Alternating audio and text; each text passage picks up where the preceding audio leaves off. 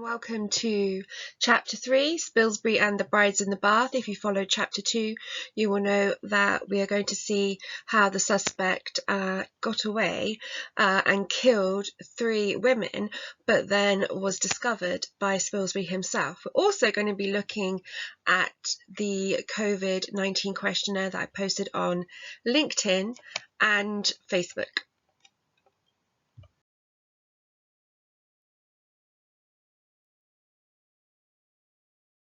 Sort of the timeline of the events that happened. So basically there he is at the bottom right hand corner looking all happy with himself, but his real name was George Joseph Smith, and his family history was quite important actually, because his father was an insurance agent, which is key to later on. And his criminal record is that he coerced women to steal from their employer, and he'd actually been in jail already before all these marriages occurred. So his only legal marriage was to a Caroline Thornhill, and he used an alias name even with his legal marriage, which was George Love Smith. So I don't know if actually that would be illegal, but perhaps it was in those days. And basically she worked in London as a maid, and she actually stole from her employer for her husband, and she was actually sent to prison. And when she came out, she incriminated him, so he went into jail again between 1901 and 1903. So a little bit later on, 5 years later, he then, while still married to his original wife, married Florence Wilson, took her savings, and at the end of that same month, he actually married another lady called Edith, who actually he continued to return to and visit during his whole criminal sort of time, to actually just get more and more money from her. So I don't know what she thought he was doing, but there you go. And then 1909, he married Sarah Freeman, again using a different name, George Rose, and he left her, of course, but this time took her war bonds.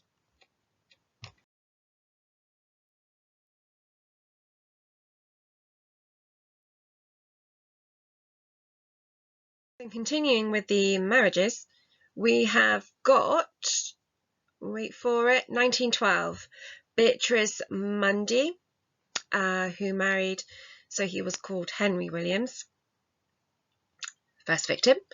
1913, Alice Burnham, who married him with George Smith, second victim. He then married in 1914 an Alice Reed with the alias name of Charles Oliver James, but so far as I know, he didn't kill her. And then also that year, he married his last wife, Margaret Lloyd, who was the third victim. So the suspect had been the beneficiary of the deceased victim's life savings, which is why he killed them. And maybe he got that idea because his dad was an insurance agent. And in 1915, he was charged with 3 murders, and the jury took only 22 minutes to conclude the verdict. And he was actually executed for all 3. And if you look at sort of his mugshot on the bottom right, he looks quite disheveled, and he looks like he knows he's in trouble. So let's carry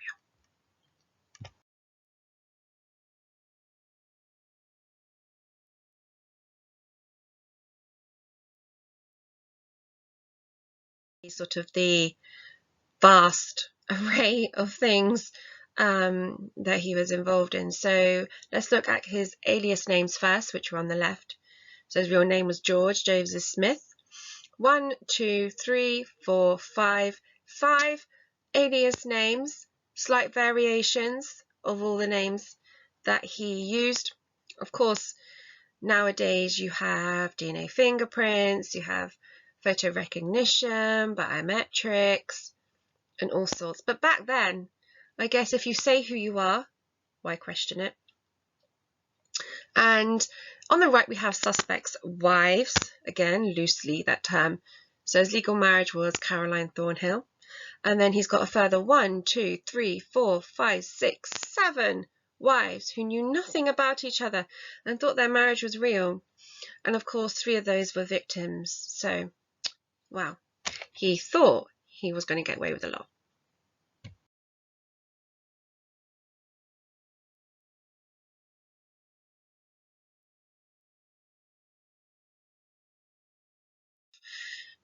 situation where you can sort of imagine how it would have been. So the victims would have been upstairs always, and the suspect would have somehow managed to come in from a shopping trip and running errands and go upstairs and, oh my goodness, the wife has died, so that no one was aware that he was involved. Of course he was involved. He had left.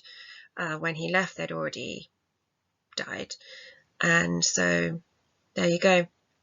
So actually he did, for each 3 wives that he killed, he took them to the doctors when they had suffering from headaches, and not sure why they're getting headaches, but he would claim that it was an epileptic seizure, and back then, why would you question the men, unfortunately? So of course the doctor believed him, and basically he gave them epileptic medicine. Now this can cause drowsiness and fatigue. So as he wasn't a very nice husband, he had already sedated them and affected sort of their reactions, the state of way the chemicals work in the brain to perceive a situation or what to do in a situation. And basically, if you look at the bottom left, what Spilsbury actually found only were goose pimples on the skin. Now, these can be caused when drowning happens, but also when the body is under stress or sudden shock. What it didn't have on there was bruising, defensive wounds, any violence at all detected or suggested, no heart disease, no circulatory disease, and no stiffened body. The stiffened body is key because the suspect claimed that his wives had died from epileptic seizures. And what would happen in an epileptic seizure is their body would stiffen and suddenly convulse. But that wasn't apparent. So let's find out how I did it.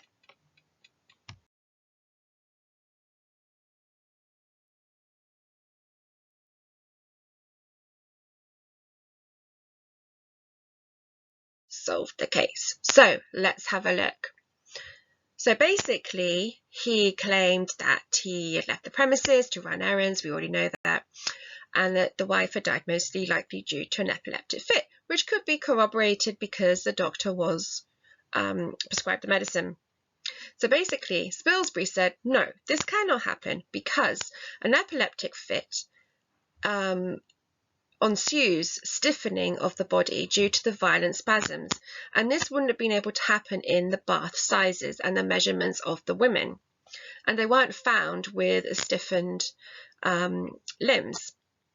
So basically, what the suspect actually did, this George actually did, was the sedated wives were in the bath. He then stood at the foot end of the bath and suddenly pulled their legs right up.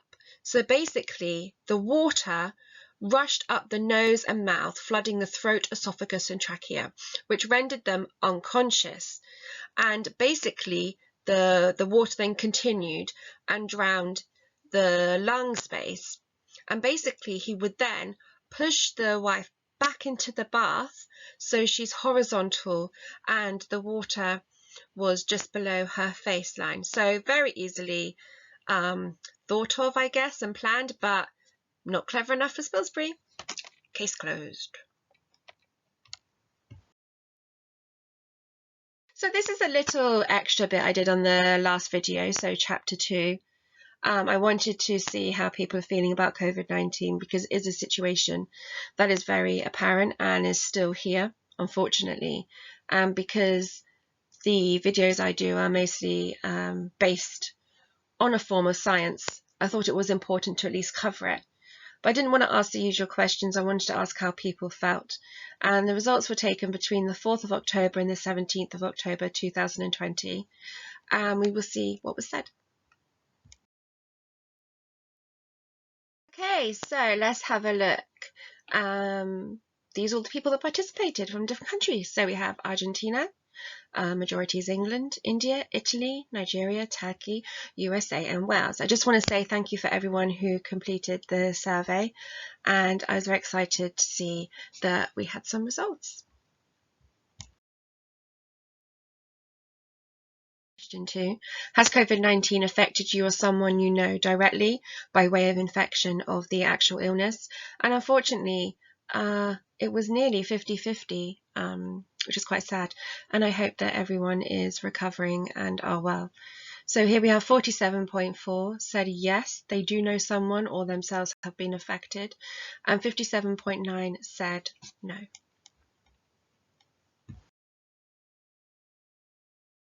Okay, so this is question 3. Do you feel everything is being done in your country to prevent the rising level of positive COVID-19 cases?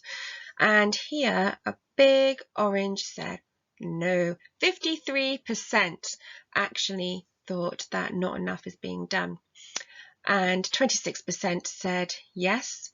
21% said not sure, and no one said prefer not to say.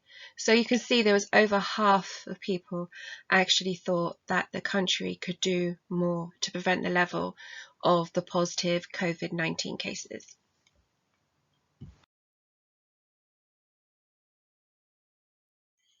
So I did just want to add that I did have some responses that said they did not believe that COVID was real. So I said I would include that information, so I'm not biased. And also they thought that the COVID was exacerbated in their country and had been for political gain. And of course, I'm just here to see what people think for the questions posed, but I do want to make sure that everyone's views are heard. So do you think there should be even tighter restrictions regarding the number of people who can meet together, closure of public services, etc.? And so 73.7% said yes, 15.8 said no, 10.5 said not sure, and there was 0 reply of prefer not to say. So majority of people think yes, there should be tighter restrictions. I don't know how it is in your country, but here in England, specifically the north, they have now tightened the restrictions because there have been more COVID-19 cases up in the north.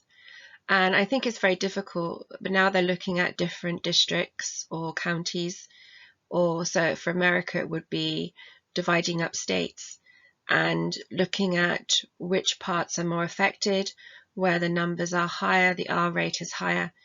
And for that, they're actually doing tighter restrictions. So it is really strange. A lot of people are accepting it. Some people are slightly rebelling against it. I think people have had enough now. But then I think to myself, you know, when you see videos or you read the scientific information of research about the illness, I have been lucky not to get it, and I really, really don't want it. And I work in a school, and we have to wear masks all the time. We have to encourage the students to wear the masks practically all the time.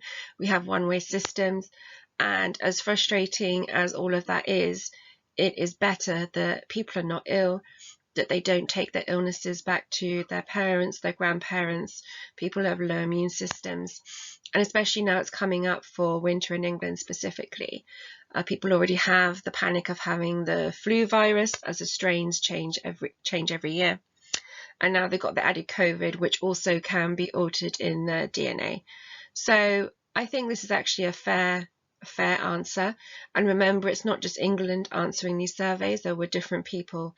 So it seems like we're all sort of agreeing for the most part on some things, even though we're in different countries and different continents.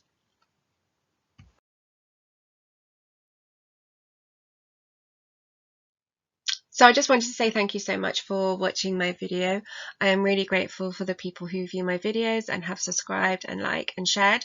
Please keep doing that. I would be ever so grateful. I want to get as many people involved as possible to enjoy science, understand science, learn about science in whatever capacity that you are able to and that you enjoy.